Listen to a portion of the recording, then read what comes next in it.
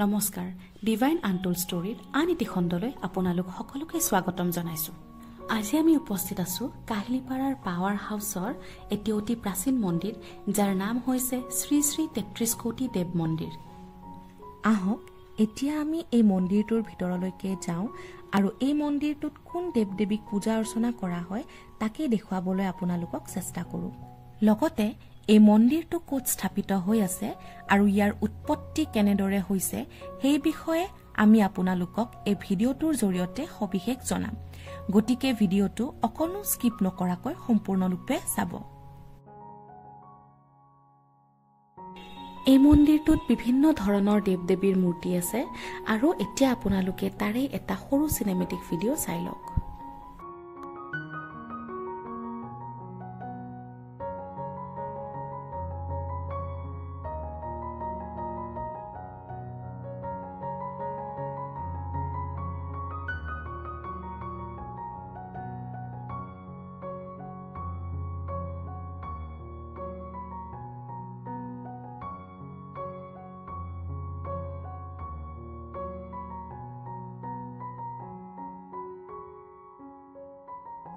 আপোনালোকে জানেনে ৩৩ কোটি শব্দটোৰ অৰ্থ আচলতে কি হয়?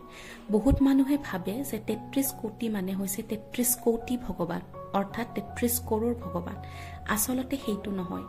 ৩৩ কোটি শব্দটো হৈছে সংস্কৃত শব্দ আৰু সংস্কৃত ভাষাত কোটি শব্দৰ অৰ্থ হৈছে ভাগ আৰু এই মন্দিৰটো হৈছে ৩৩টা ভাগৰ দেৱ দেৱীৰ মন্দিৰ। আৰু সেই ৩৩টা দেৱৰ ভাগকেইটা হৈছে ১২টা আদিত্য, ৮টা বাহু, ১১টা ৰুদ্ৰ আৰু ২টা অশ্বিনী।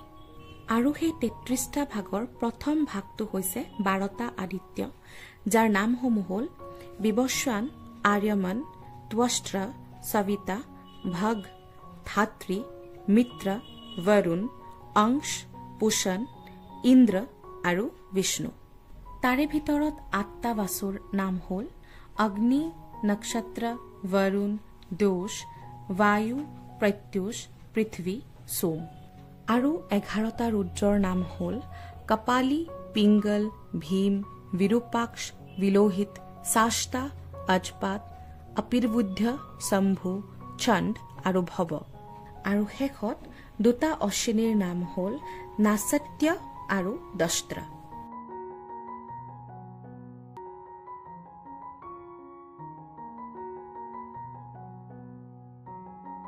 আনফালে আপোনালোকে নিশ্চয়কৈ দেখিছে ইয়াতে এনেকুৱা কিছুমান শিল আছে যিবোৰ শিল দেখিলে হাতীৰ ৰূপ যেন লাগে।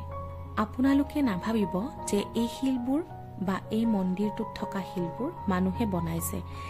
এই শিলবোৰ নিজে নিজে উৎপত্তি হোৱা আৰু এই মন্দিৰটো নিজে নিজে উৎপত্তি হোৱা, কিন্তু সময় যোৱাৰ লগে লগে মানুহৰ সুবিধাৰ কাৰণে ইয়াত থকা মানুহখিনিয়ে এই মন্দিৰটো ধুনীয়াকৈ বনাই লয় যাতে মানুহবোৰে আহি ইয়াতে পূজা অৰ্চনা কৰিব পাৰে।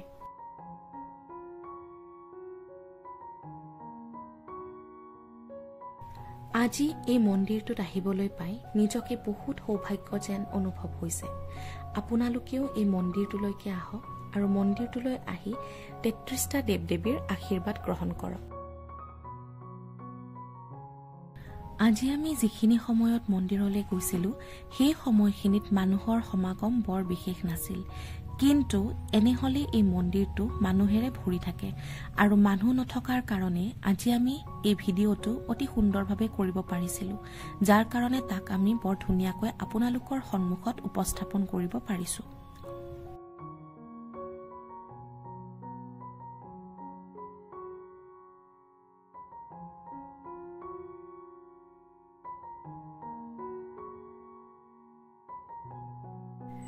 আৰু এইটোৱে হৈছে সেই প্ৰসিদ্ধ মন্দিৰটোৰ ভিতৰ ভাগ, য'ত ত্ৰিদেৱৰ ছবি খুব ধুনীয়াকৈ অংকন কৰা আছে।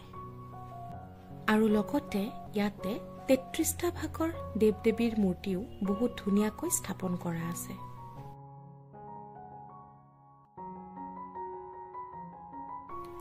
আৰু এই মন্দিৰটোৰ ভিতৰ ভাগত মূৰ্তিবিলাকৰ লগতে এটা ডাঙৰ শিৱলিংগও স্থাপন কৰা আছে।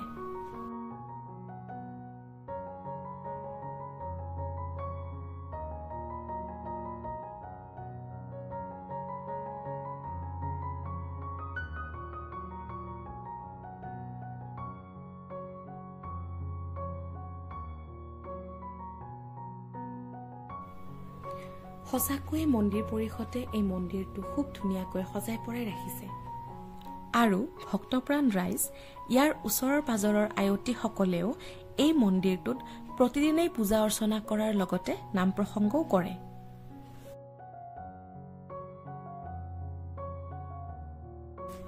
যেতিয়া আমি এই মন্দিৰটোলৈ আহিছিলোঁ তেতিয়া আমি তাৰে কিছুমান মানুহক লগ পাইছিলোঁ আৰু তেওঁলোকক এই মন্দিৰটোৰ বিষয়ে আমি সুধিছিলোঁ তাৰে মন্দিৰলৈ অহা মানুহ এজনীৰ লগত আমি কথা পাতিবলৈ চেষ্টা কৰিছিলোঁ আৰু কথা পাতি আমি বহুতো নজনা কথা জানিবলৈ পাৰিছিলোঁ তেওঁ আমাক জনাইছিল যে এই মন্দিৰটো স্থাপিত হৈছিল 1965 চনত তেতিয়া এই মন্দিৰটো খেৰেৰে বনোৱা এটা পজাঘৰহে আছিলে আৰু এই মন্দিৰটো ভালদৰে স্থাপিত হৈছিল 1975 চনত দুজন ৰাভা মানুহৰ দ্বাৰা এদিন সেই মানুহ দুজনে এই গুহাটোৰ পৰা এক উজ্জ্বল পোহৰ ওলাই অহা দেখিছিলে আৰু তাকে দেখি তেওঁলোক এই গুহাটোলৈকে আহিছিলে আৰু তাতে তেওঁলোকে বহুতো দেৱ-দেৱীৰ মূৰ্তি আৱিষ্কাৰ কৰিছিলে তাৰ পিছত তেওঁলোকে সেই মূৰ্তিসমূহ নিজৰ ঘৰলৈও লৈ গৈছিলে কিন্তু তাৰ পিছত ভগৱানে তেওঁলোকক সপোন দেখুৱাইছিলে যাতে তেওঁলোকে এটা মন্দিৰ স্থাপন কৰি পেলাই তাত সেই মূৰ্তিসমূহ প্ৰতিষ্ঠা কৰি তেওঁলোকক পূজা অৰ্চনা কৰে এই মন্দিৰটো এতিয়া য'ত স্থাপিত হৈ আছে আসলতে সেই ঠাইখিনিত এটা গুহা আছিলে আপোনালোকে নিশ্চয়কৈ এই ডাঙৰ ডাঙৰ শিলবোৰ দেখিবলৈ পাইছে এই শিলবোৰৰ মাজে মাজেও সৰু সৰু কিছু মন্দিৰ আছে কিন্তু তাত যোৱাটো আমাৰ কাৰণে সম্ভৱপৰ নহল আৰু এই আহত গছডাল দেখিছেনে এই আহত গছডালো বহুত পুৰণি আৰু ইয়াৰ কাষত যে ত্ৰিশূলবোৰ দেখিছে এই ত্ৰিশূলবোৰ হৈছে মানুহে দান দিয়া কাৰণ এই মন্দিৰটোত মান্যতা আছে যে নিজৰ যদি আপোনাৰ মনৰ ইচ্ছা আপুনি পূৰণ কৰিব বিচাৰে তেতিয়া হলে ইয়াতে ত্ৰিশূল নহলে ভগৱানৰ কাপোৰ নহলে ভগৱানৰ মূৰ্তি আপোনালোকে দান দিব পাৰে